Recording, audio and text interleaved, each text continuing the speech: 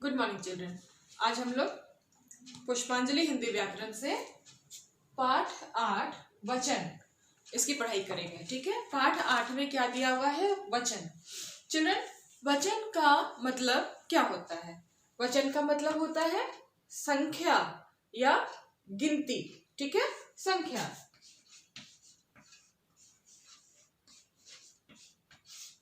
या फिर गिनती।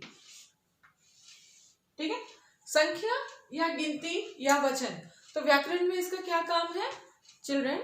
व्याकरण में वचन या संख्या या गिनती तब इस्तेमाल होता है जब किसी प्राणी के बारे में, किसी जीव जंतु के बारे में, किसी वस्तु के बारे में यह बताया जाए कि वह एक है या एक से ज्यादा है। ठीक है, देखिए यहाँ पर आपके बुक में, आपकी किताब में वचन की परिभाषा लिखी हुई है। क्या लिखी हुई है? जिन शब्दों से वस्तुओं या प्राणियों के संख्या में एक या एक से अधिक होने का बोध हो, वे वचन कहलाते हैं। मतलब जिस शब्द से यह पता चले कि जिसके बारे में बताया जा रहा है, बोला जा रहा है, वह एक है या एक से ज्यादा है। ठीक है, तो इस तरह से वचन दो प्रकार के हो जाते हैं। एक तो हो गए जब एक के बारे में बताया जा रहा है। ठीक है, तो जब एक वस्तु, एक प्राणी या किसी भी जीव जंतु के बारे में बताया जाए कि वह एक है, तो यह हो जाता है एक वचन। ठीक है, और जब यह बताया जाए कि जिसके बारे में भी बोला जा रहा है, कोई प्राणी के बारे में, किसी मनुष्य के बारे में, किसी जीव जंतु के बारे में या सामान के बारे में, वस्तु के बारे में, कि वह एक से ज्यादा है, तो ज्यादा को क्या बोलते हैं हम लोग? बहुत। ठीक है, तो यहाँ पर क्या हो जाएगा? एक से एक वचन, बहुत से बहुवचन।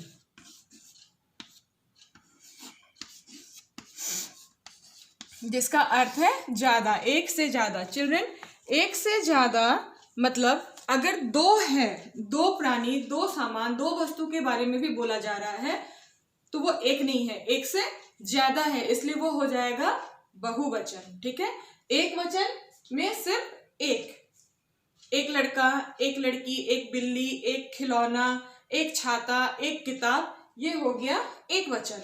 और एक से ज्यादा हो गया तो बहुवचन। 2 लड़के, 5 लड़कियां, 3 बिल्लियां, 6 किताबें, इस तरह से। ठीक है, तो वचन का अर्थ है जब यह बताए कि वह जिसके बारे में बोला जा रहा है वह एक है या एक से ज्यादा है, इसे कहते हैं वचन।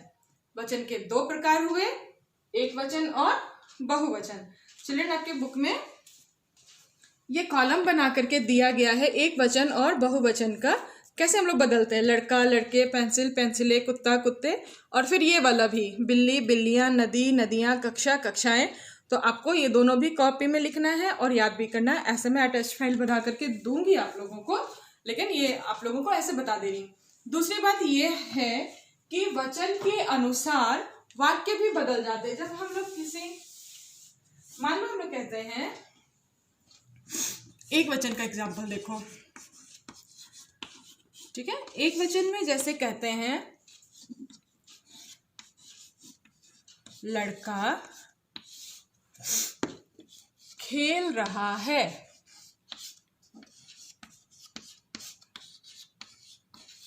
यहां पर एक लड़का खेल रहा है। उसी तरह बहुवचन का उदाहरण कैसे होगा?